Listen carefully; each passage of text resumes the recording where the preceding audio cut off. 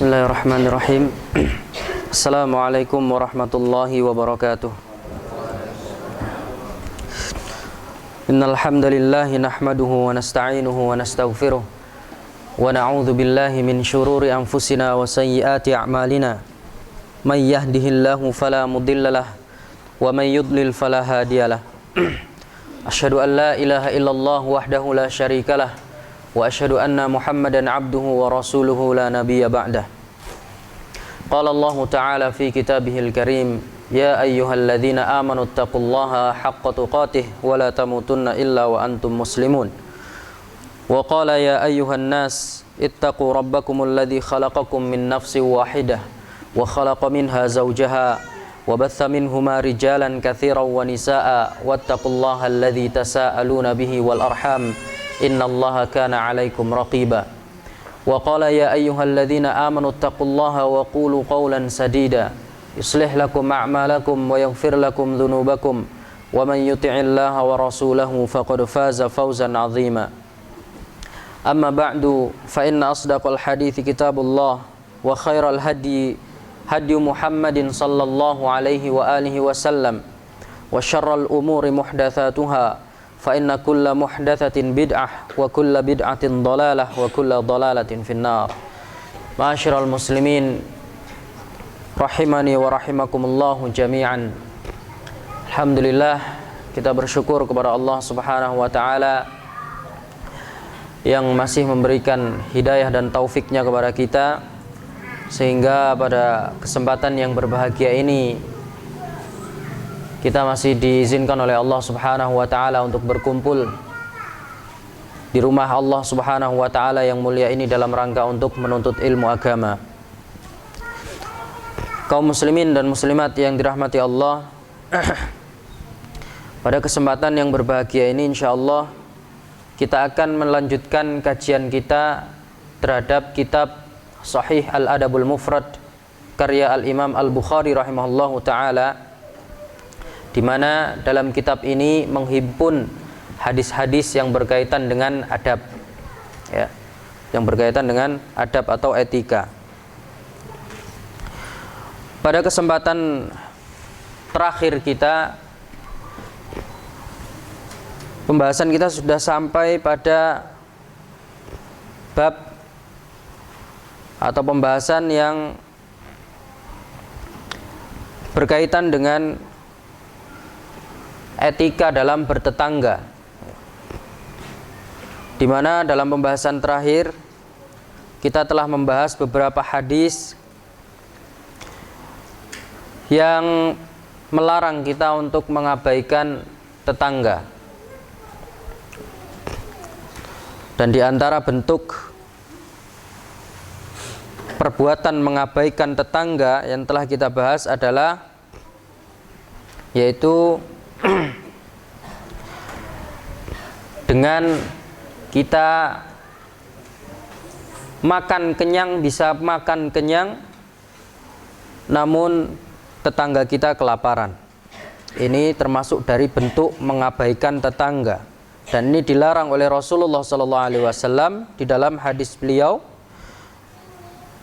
yang dibawakan oleh sahabat Abdullah bin Al-Musawir atau Ibnu Abbas radhiyallahu taala anhu, di mana Rasulullah sallallahu alaihi wasallam mengatakan, laisal mu'min alladzi yashba' wa jaruhu ja'i'. Tidak pantas seorang itu dikatakan sebagai orang yang beriman apabila dia kenyang namun tetangganya dalam kondisi kelaparan. Nah, hadis ini disebutkan hanya sebagai sebuah permisalan, sebagai sebuah contoh, dan kita bisa membawa hadis ini kepada pemahaman yang lebih luas lagi. Artinya bukan hanya sekedar dalam masalah makan saja. Dalam hal apapun itu kita dilarang mengabaikan tetangga. Ketika kita hendak melakukan suatu kesenangan atau kebaikan, maka hendaknya kita tidak melupakan tetangga. Jangan sampai mengabaikan tetangga.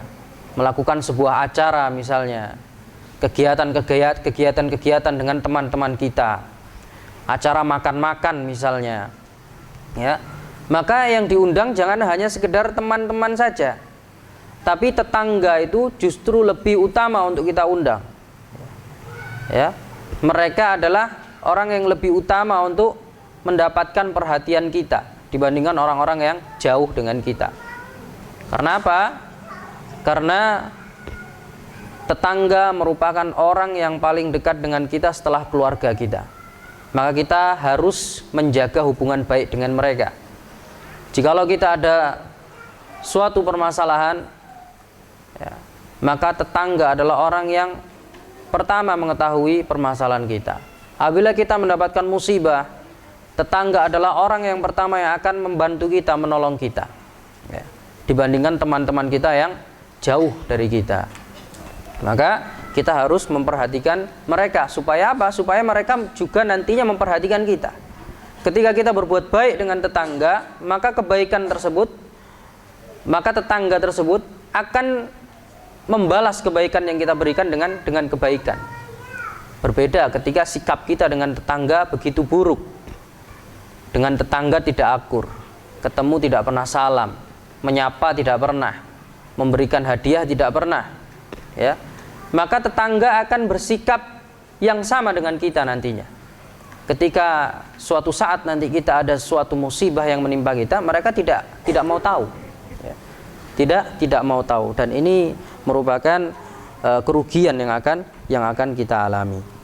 Nah, jamaah yang dirahmati Allah Subhanahu wa taala, di antara bentuk tidak mengabaikan tetangga adalah dengan kita tidak meremehkan pemberian kepada mereka. Ya. Apapun kondisi kita, bagaimanapun kondisi kita, sesusah apapun kita, ya, maka usahakanlah kita untuk berbagi dengan tetangga-tetangga kita. Bahkan Rasulullah SAW dalam sebuah hadis kemarin telah kita bahas, beliau mengatakan, idza sana'ta maraqatan, beliau mengatakan kepada sahabatnya Abu Dzar radhiyallahu taala anhu, idza sana'ta maraqatan fa'aktsir ma'aha, thumma anzur ahla baitin min jiranika fa'asibhum minhu bima'ruf. Apabila, wahai Abu Dzar, apabila engkau membuat maraqatan itu apa? Kari gitu, ya.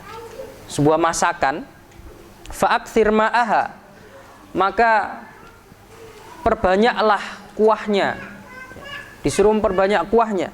Tsumman dzur ahla baitin, kemudian perhatikan tetangga-tetanggamu, ya.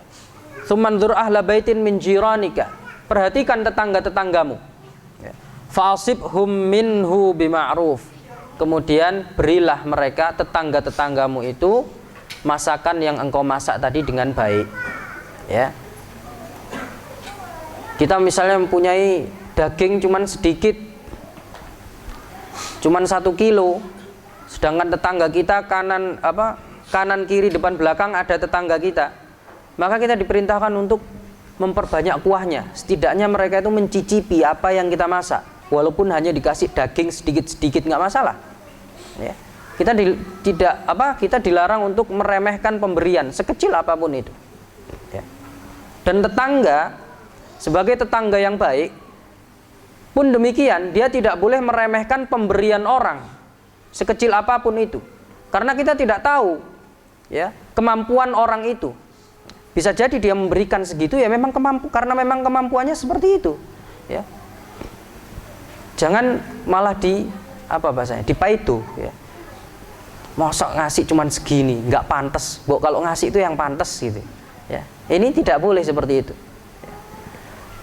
Kita sebagai orang yang baik, sebagai tetangga yang baik, tidak boleh meremehkan pemberian dan tidak boleh meremehkan apa yang diberikan orang lain kepada kita, ya. Harus menerima. Kalau kita diberi harus menerima, sekecil apapun itu, seremeh apapun itu, ya. Dan ini termasuk bentuk berbuat baik kepada tetangga. Nah, jamaah yang dirahmati Allah Subhanahu wa taala, kemudian kita masuk kepada bab yang ke-54 dari kitab Sahih Al-Adabul Mufrad ini, di mana di dalam bab ini kita dianjurkan untuk menjadi orang yang baik bagi kawan-kawan kita dan juga orang yang baik bagi tetangga-tetangga kita. Mengapa kita diperintahkan untuk menjadi orang yang baik bagi kawan-kawan dan tetangga kita? Karena memang kriteria orang yang paling baik di sisi Allah Subhanahu wa taala yang ditetapkan oleh Allah Subhanahu wa taala adalah orang-orang yang paling baik dengan kawan-kawannya dan yang paling baik dengan tetangga-tetangganya. Hal ini sebagaimana yang disabdakan oleh Rasulullah sallallahu alaihi wasallam dalam hadis dari sahabat Abdullah bin Amr bin Al-As, bahwasanya Rasulullah sallallahu alaihi wasallam bersabda, "Khairul ashabi indallahi ta'ala khairuhum li sahibihi wa khairul jirani indallahi khairuhum li jarih." Kata Rasulullah sallallahu alaihi wasallam, sebaik-baik kawan adalah yang paling baik terhadap kawannya, dan sebaik-baik tetangga adalah yang paling baik dengan sebaik-baik kawan di sisi Allah Subhanahu wa taala adalah yang paling baik terhadap kawannya, dan sebaik-baik tetangga di sisi Allah Subhanahu wa taala adalah yang paling baik terhadap tetangganya. Ya. Jadi Allah Subhanahu wa taala memberi kriteria terhadap orang yang paling baik di sisi Allah Subhanahu wa taala, ya, dalam hal muamalah bersama dengan kawan dan tetangganya. Yang paling baik dengan kawannya adalah kawan yang paling baik menurut Allah Subhanahu wa taala adalah yang paling baik ketika dia bermuamalah dengan kawannya ketika di dunia.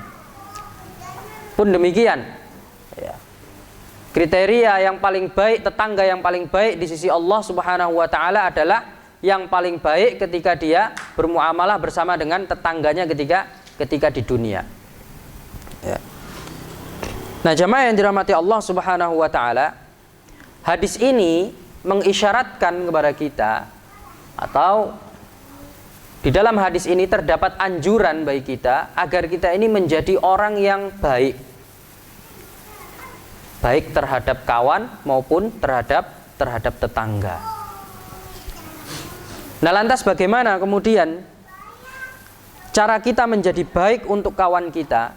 Apa yang harus kita lakukan agar kita ini menjadi baik untuk kawan-kawan kita?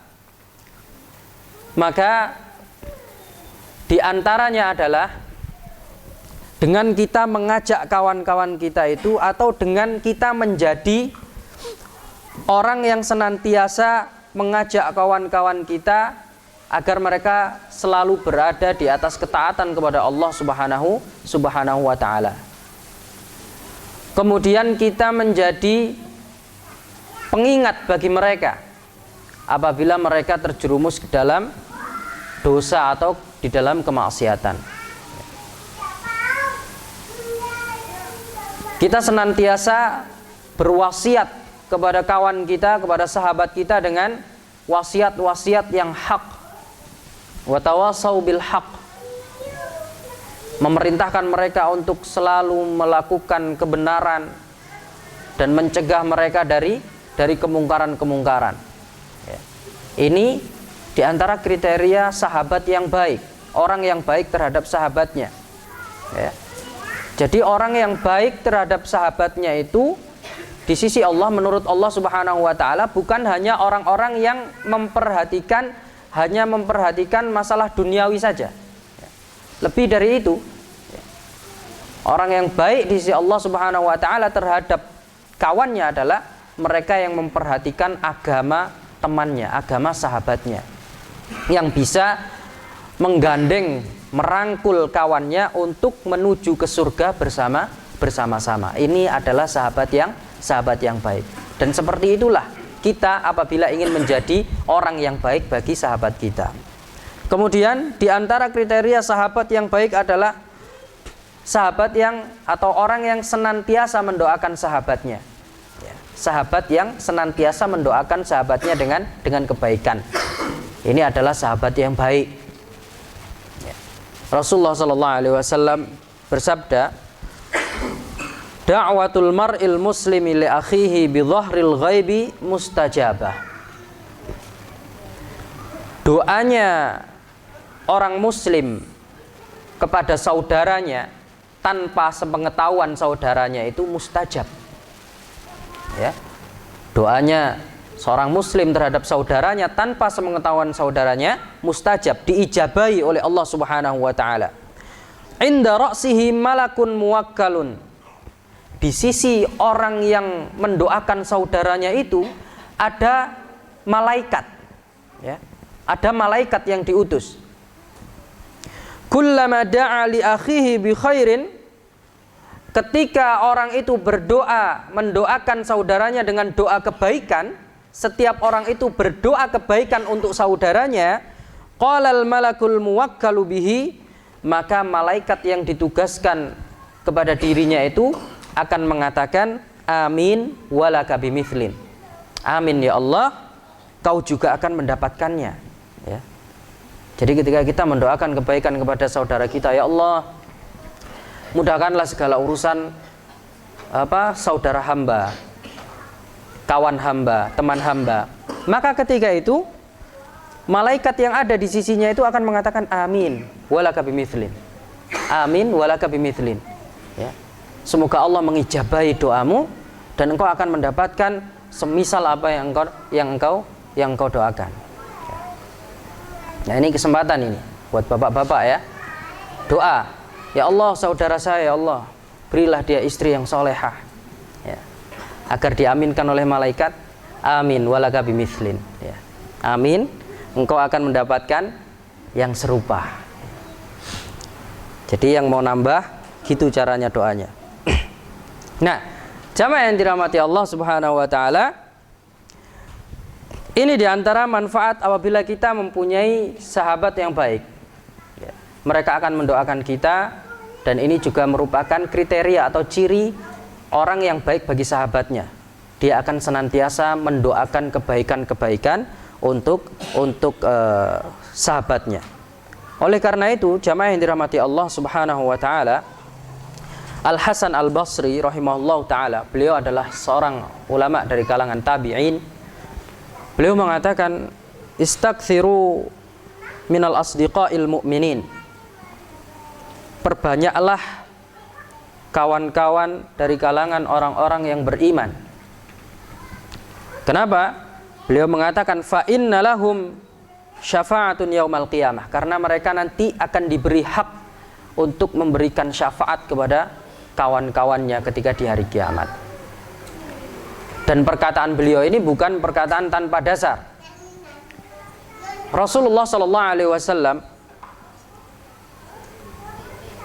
ketika beliau menjelaskan tentang syafaat dalam sebuah hadis yang sangat panjang, dalam potongan hadis tersebut beliau menjelaskan nanti orang-orang yang beriman itu mereka akan memohon kepada Allah Subhanahu wa taala untuk menyelamatkan kawan-kawan mereka yang masih berada di neraka.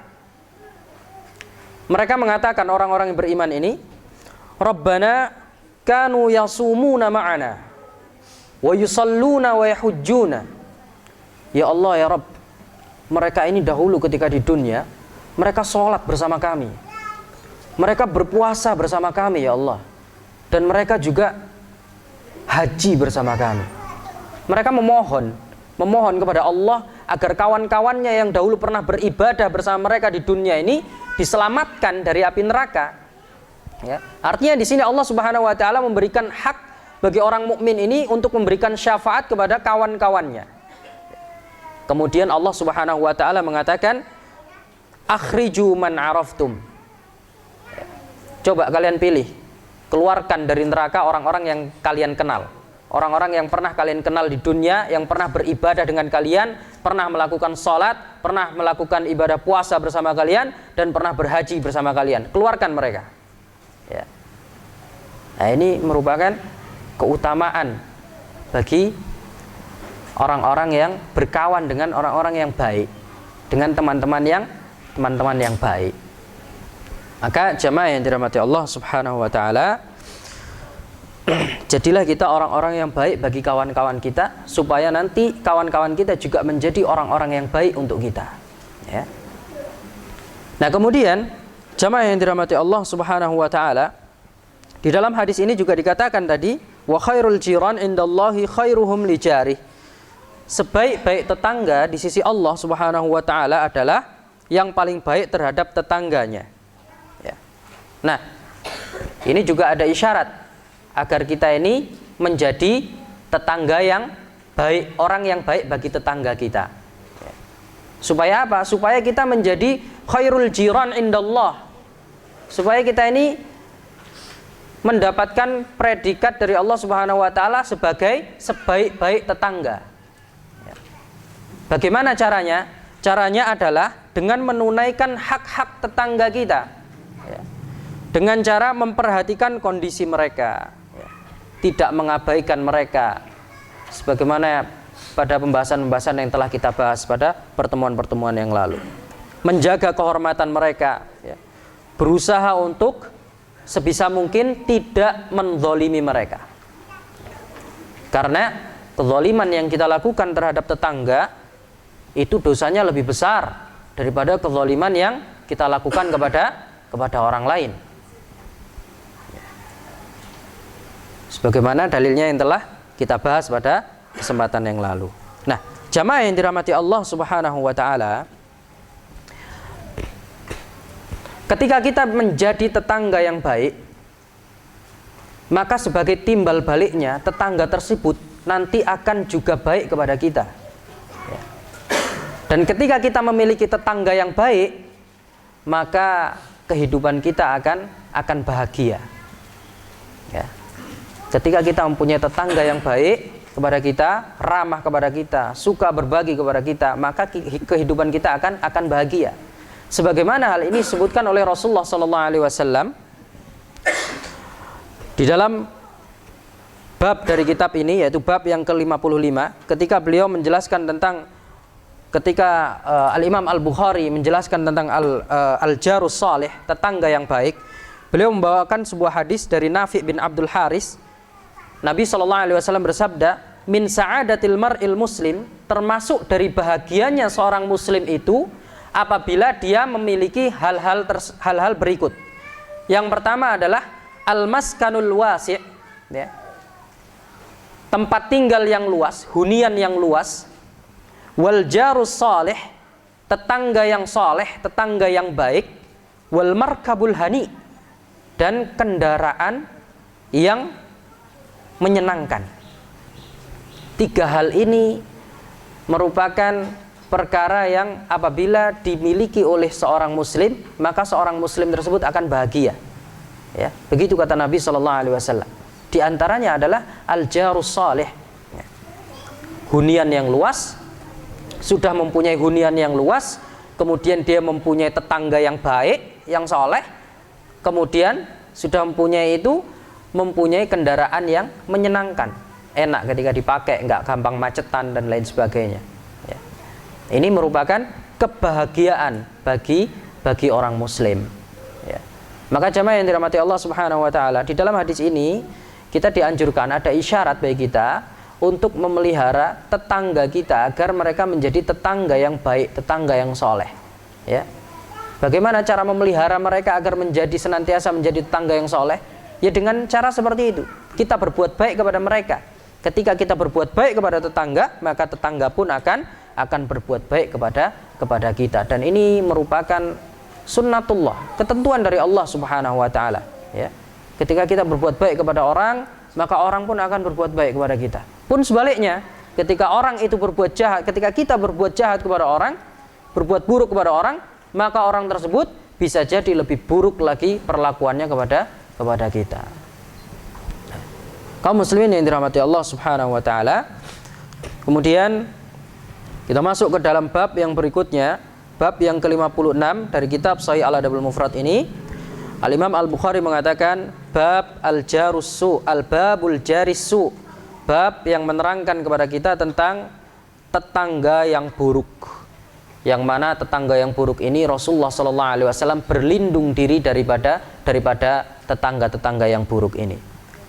Dalam hadis yang dibawakan oleh sahabat Abu Hurairah radhiyallahu taala anhu, beliau mengatakan, "Kana min du'ain Nabi sallallahu alaihi wasallam," bahwa termasuk doanya Nabi Shallallahu Alaihi Wasallam dahulu yang sering beliau panjatkan adalah Allahumma inni a'udzubika min jari su'i fi daril muqam fa inna jarad dunya yatahawwal. Ya Allah, aku berlindung kepadamu dari jari su', tetangga yang buruk, fi daril muqam, di negeri tempat tinggal. Ya. Para ulama ada yang mengartikan ini adalah akhirat, fi daril muqam. Dilihat dari penafsiran sabda doa beliau berikutnya, fa inna jarad dunya yatahawwal, karena tetangga di dunia itu berpindah-pindah atau berganti-ganti. Ya. Di dalam riwayat lain disebutkan fa inna jaral badiyah yatahawwal, karena tetangga al-badiyah, tetangga badui itu berpindah-pindah. Kita tahu orang Arab badui itu, mereka itu tempat tinggalnya nggak pernah menetap, berpindah-pindah. Ya, mereka akan selalu mencari lahan basah untuk ternak mereka. Ya, jadi kalau lahannya itu sudah kering, mereka pindah lagi mencari lahan basah yang berikutnya.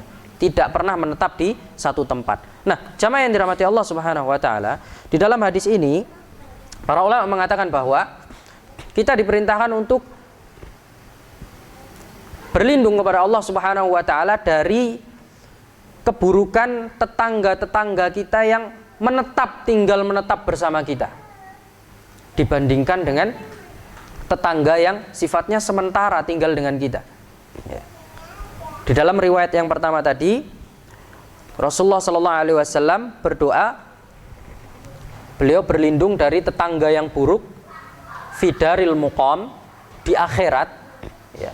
Artinya kehidupan akhirat, sebagaimana yang kita tahu bahwa kehidupan di akhirat itu merupakan kehidupan yang kekal. Ya. Sebaliknya kehidupan di dunia merupakan kehidupan yang sementara. Sehingga Rasulullah Shallallahu Alaihi Wasallam beliau memohon perlindungan dari keburukan yang sifatnya kekal. Ya.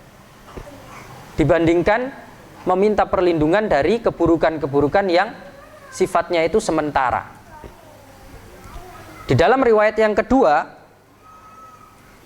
sedikit berbeda artinya, bahwa Rasulullah SAW mohon perlindungan dari tetangga yang hidupnya itu berdampingan, yang mukim dengan kita, ya, dibandingkan dengan tetangga dari kalangan orang-orang Badui. Karena kalau Badui itu hanya sementara, dia singgah saja, setiap musim dia pasti akan berlalu.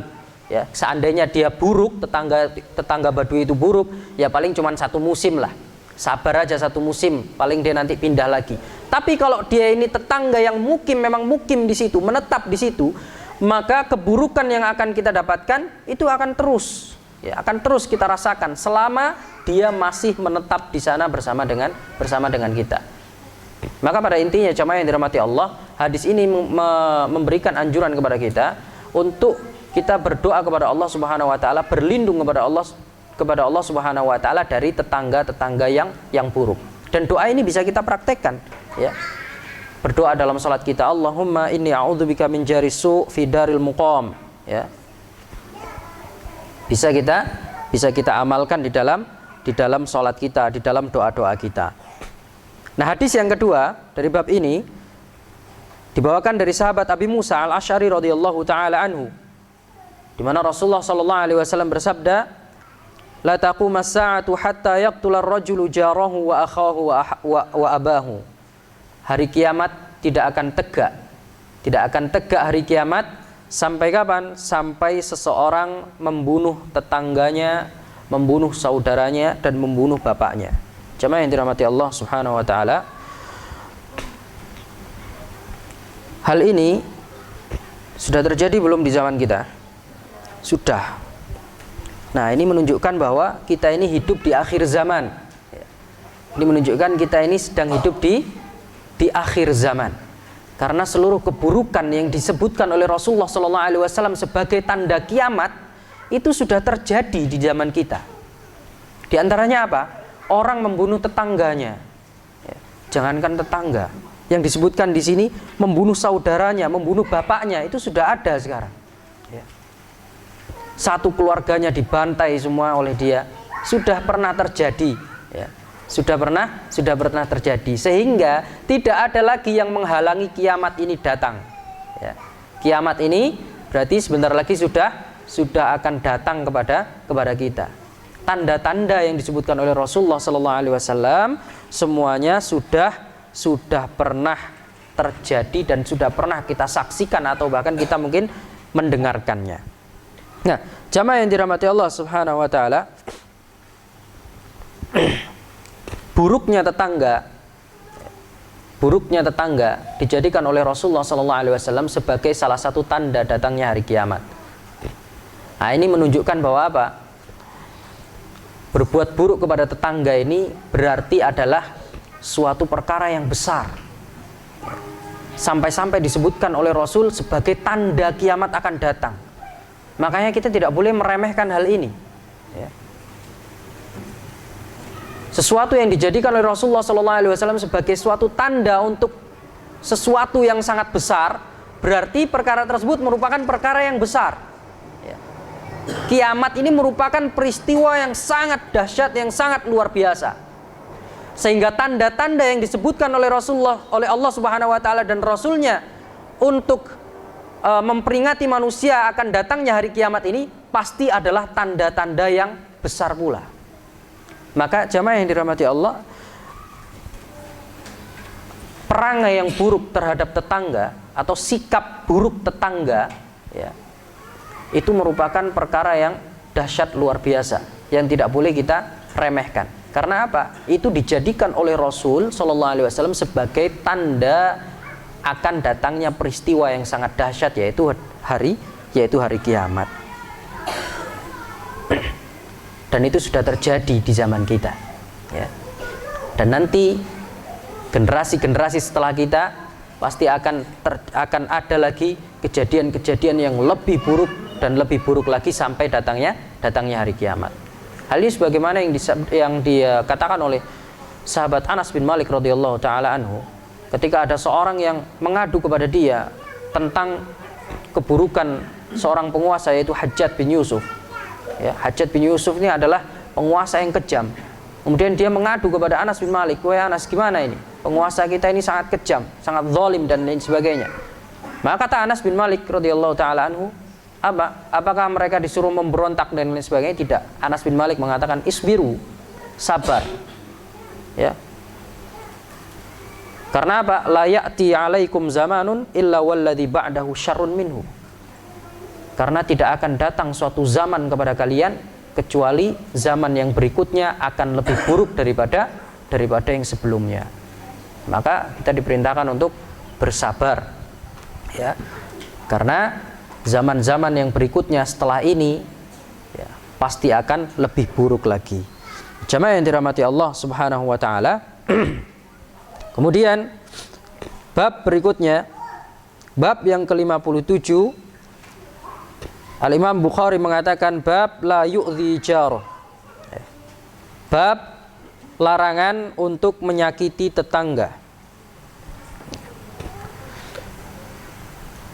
Diriwayatkan dari sahabat Abu Hurairah radhiyallahu taala anhu,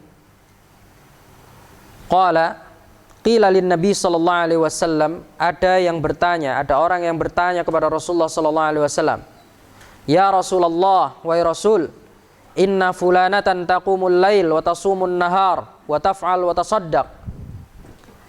Ada fulanah, disebutkan di sini fulanah. Fulanah itu berarti perempuan.